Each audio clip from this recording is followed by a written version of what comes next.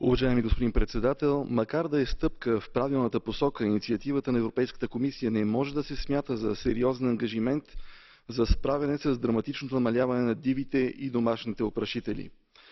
Европейската комисия трябва да мисли в по-дълъг хоризонт от бизнеса, който очаква бърза ликвидност и няма сам да се откаже от пестицидите, за това е нужна воля. През последните 2 години в моята страна, България, имаше десетки случаи на отравяне на пчели. Много пчелари загубиха пчелите и поминъка си, най-често заради пръскане с вредни хербициди и пестициди. И това е само сметката за домашните пчели, върху които имаме наблюдения.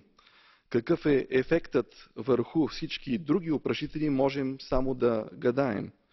Още не знаем какъв ще бъде ефектът и на 5G технологията, а учените предупреждават, че тя ще има ефект върху опрашителите.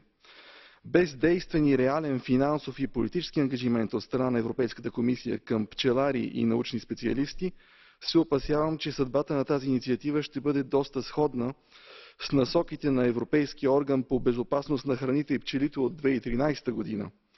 6 години по-късно все още сме много по-близо до старта, отколкото до някакъв положителен резултат. Благодаря ви.